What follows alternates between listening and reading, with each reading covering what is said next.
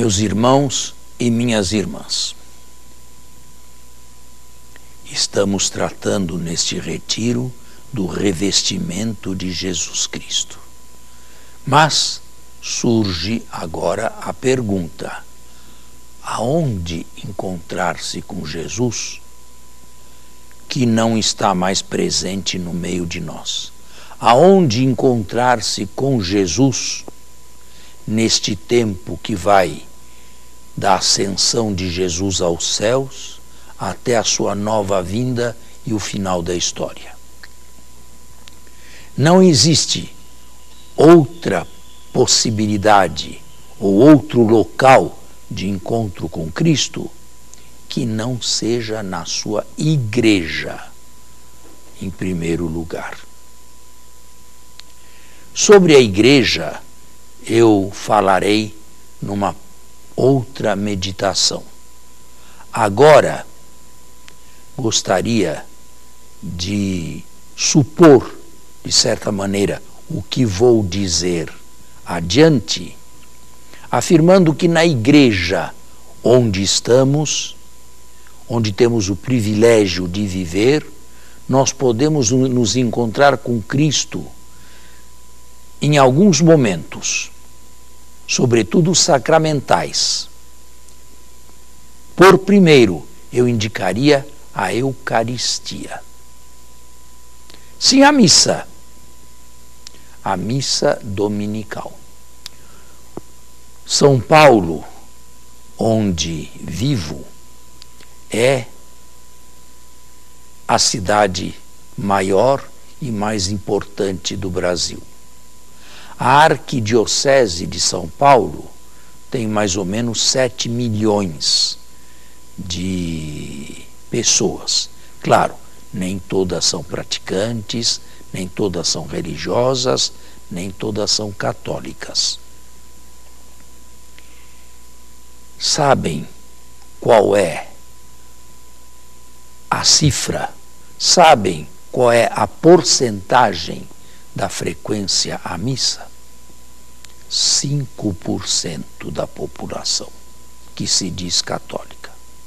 Vão à missa na cidade de São Paulo mais ou menos 350 mil pessoas por domingo. Mas que é isto diante do grande valor, ou melhor, diante da grande extensão que tem a capital paulista? Que é isto diante daquela multidão? Mas recebi outra informação que me deixou mais assustado ainda.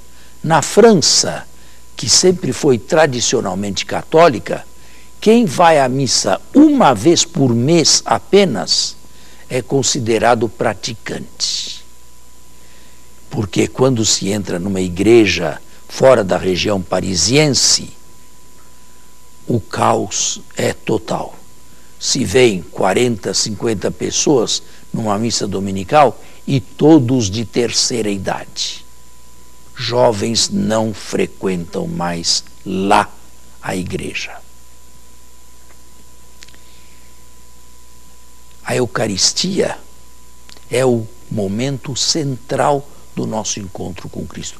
E por quê? Porque ela é o verdadeiro e único culto do agrado de Deus que nós oferecemos. Agora, a ignorância a respeito de que é realmente a missa é total.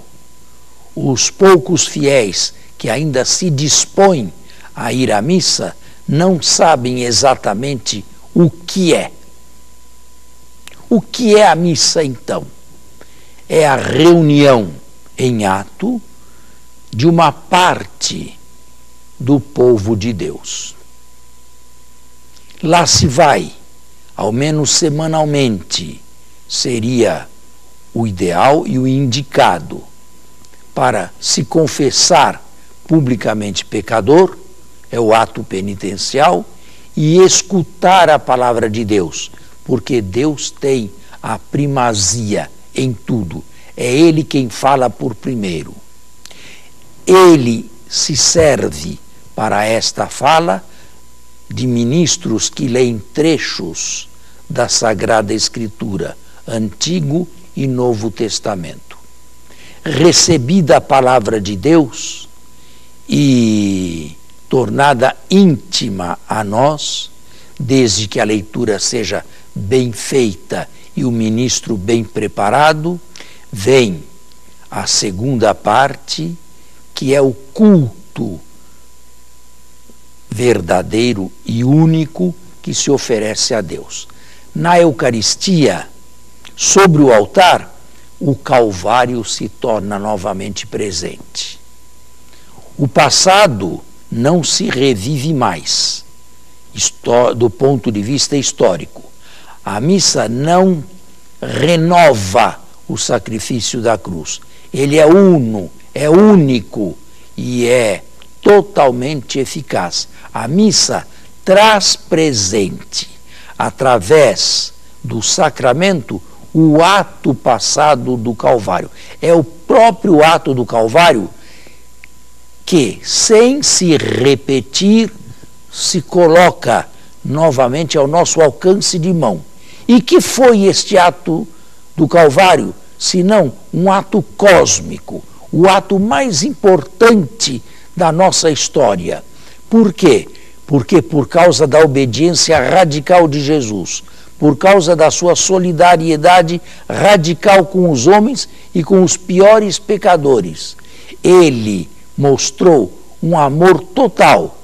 Maior não há do que aquele que dá a vida pelos seus amigos. Este ato de Cristo, esta sua morte, seguida de ressurreição, é o único culto que agrada a Deus. E este culto se torna novamente presente, sem se repetir, cada vez que um sacerdote celebrante sobe os degraus do altar. É o Calvário glorioso, é o Calvário seguido de ressurreição que está ao nosso alcance de mão. Jesus realiza ali, sobre o altar, a mesma coisa que realizou no Calvário, a sua entrega absoluta a Deus. Mas desta feita, ao nosso alcance de mão. E oferecendo a Deus, nós também, a vítima pura e santa,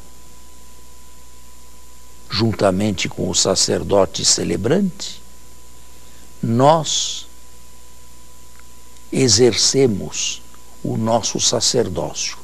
Porque entrando na presença de Deus, juntamente com o Calvário glorioso de Jesus, juntamente com o Cristo morto e ressuscitado, nós realizamos o que o sumo sacerdote da antiga lei tentava em vão realizar uma vez por ano no dia do perdão.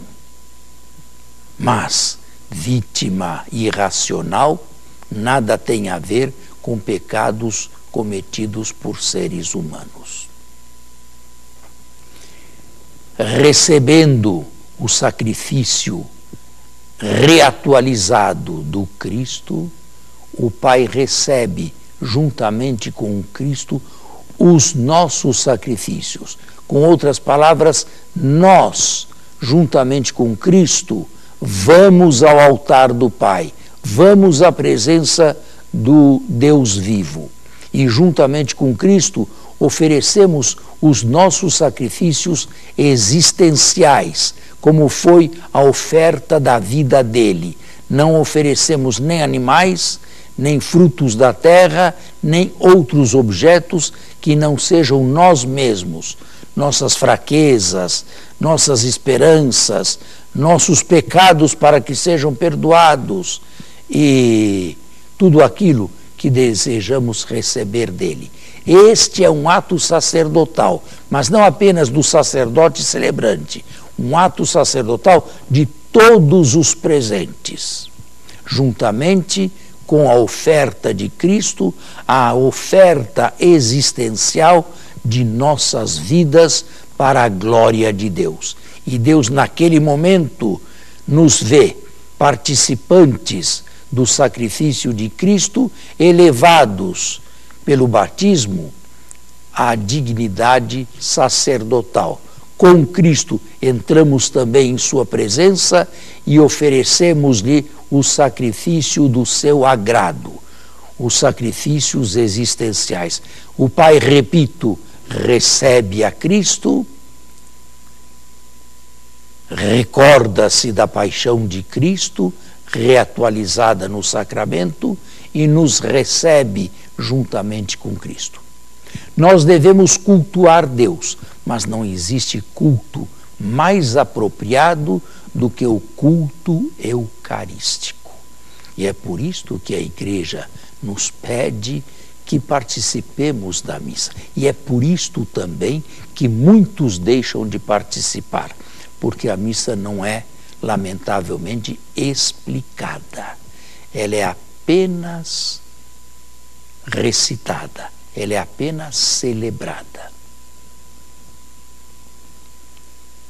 Além da Eucaristia, da qual podemos participar não apenas nos domingos, mas também em dias feriais, e muitos o fazem, qual outro lugar de encontrar Jesus Cristo? O outro lugar apropriado para se encontrar com Cristo é a Sagrada Escritura, que contém a sua palavra.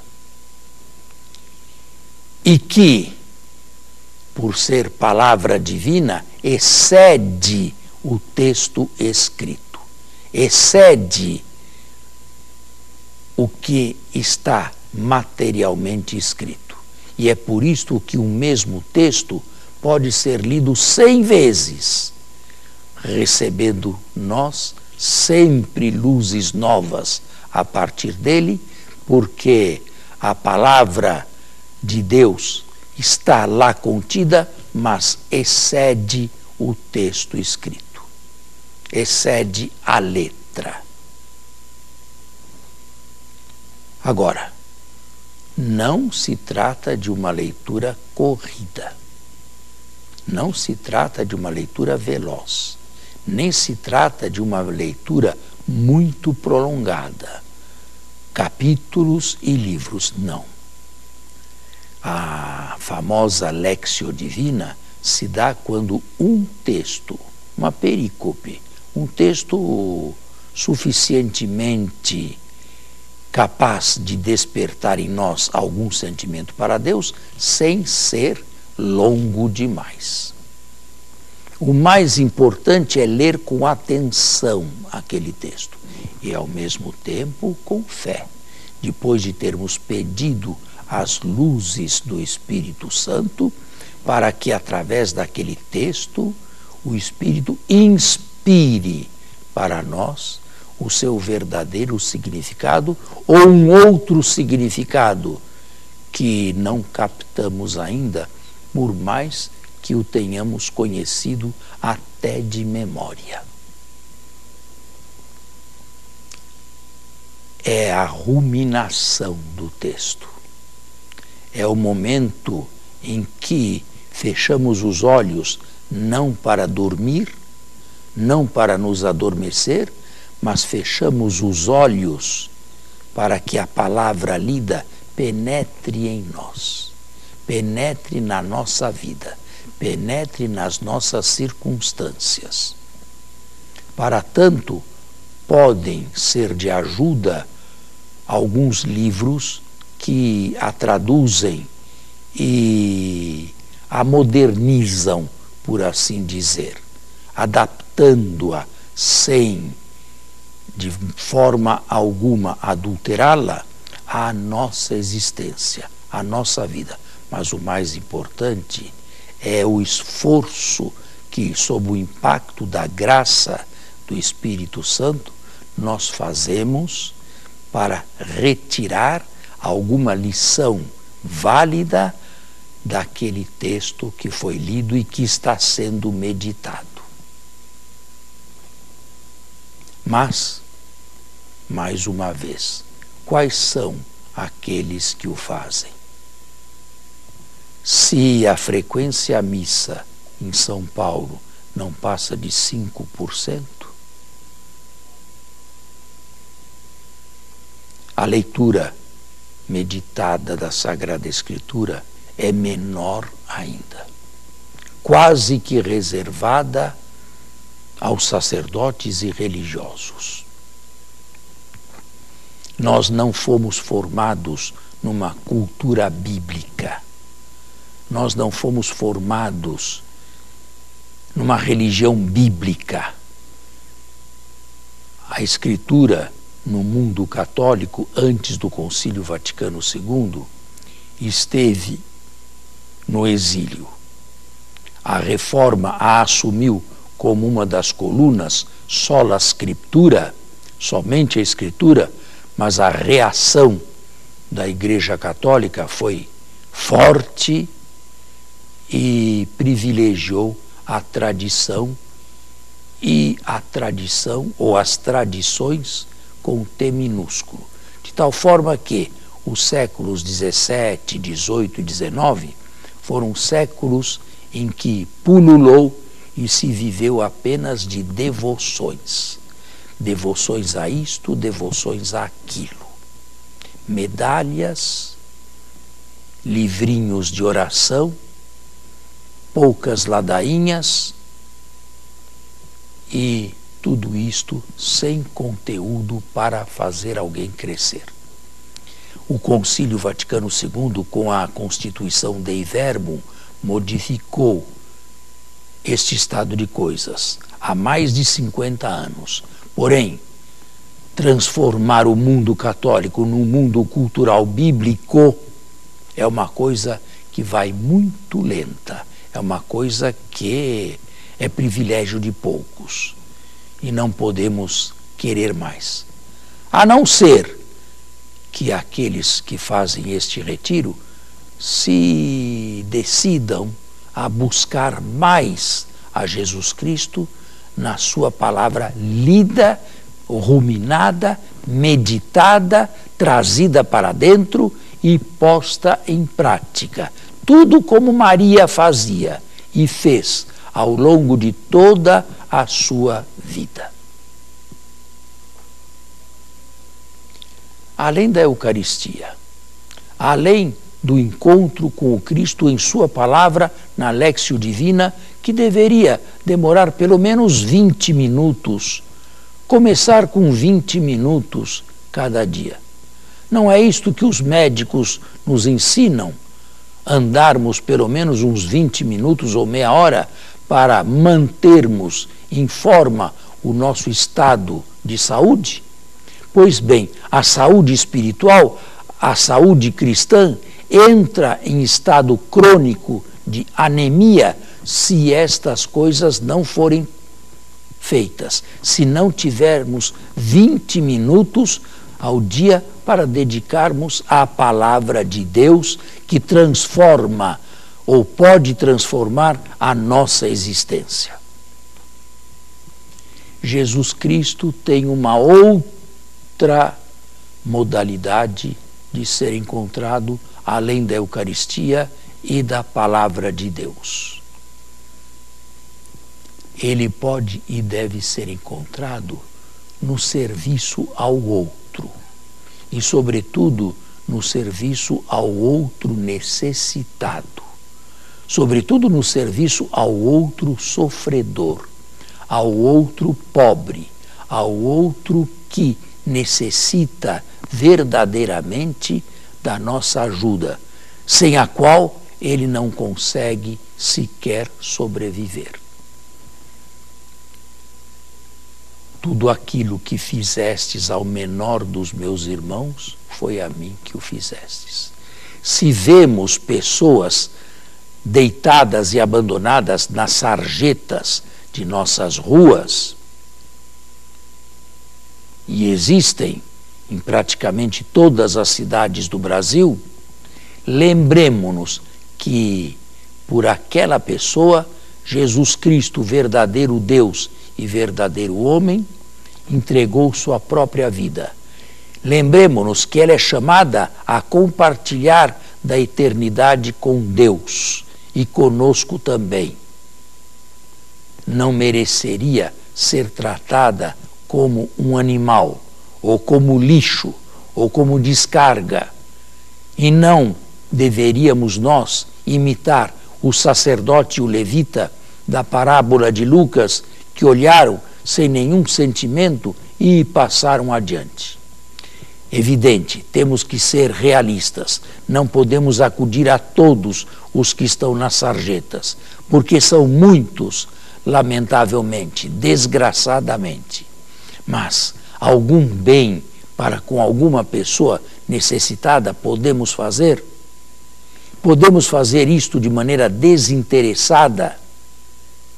Fazendo isto de maneira desinteressada, nós estamos imitando Jesus.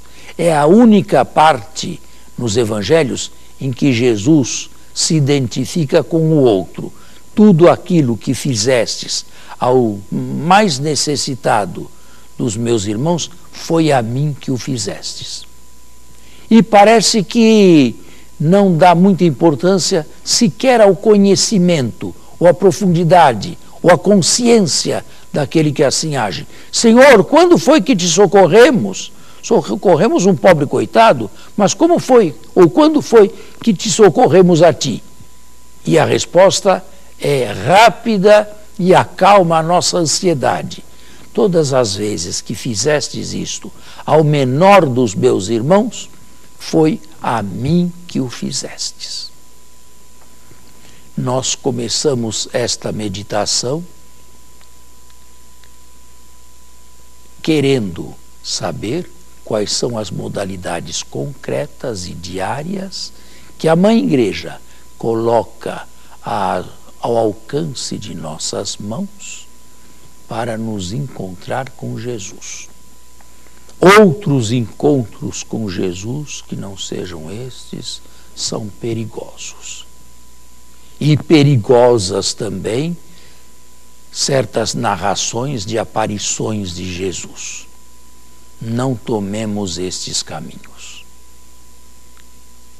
Levemos em consideração, sim, esta trindade, este tripé que eu acabo de apresentar aos que fazem retiro comigo nesta câmera de televisão que é a Rede Vida.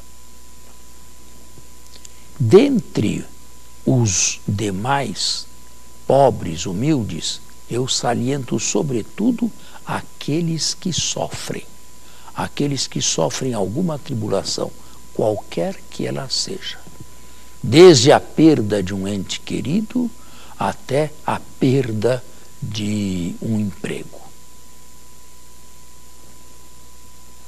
É assim que nós nos encontramos pouco a pouco com Jesus.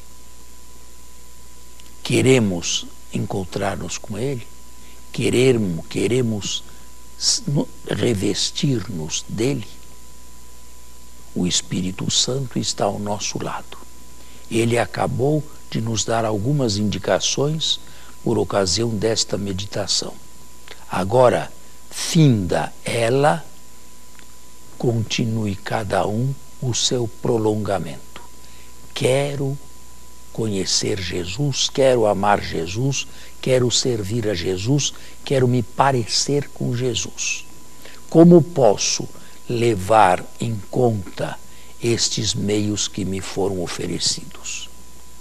Ou, o que seria menos desejável, quais outros encontros normalmente eu procuro ter para me relacionar com Cristo? Fora destes, o relacionamento com Cristo é praticamente impossível e a pessoa corre o risco de desviar e desviar fortemente do caminho indicado. Deus não permita que isto aconteça nas nossas vidas, mas levemos a sério esta meditação e continuemo-la através do silêncio que nos acompanha nestes 3 dias de retiro espiritual.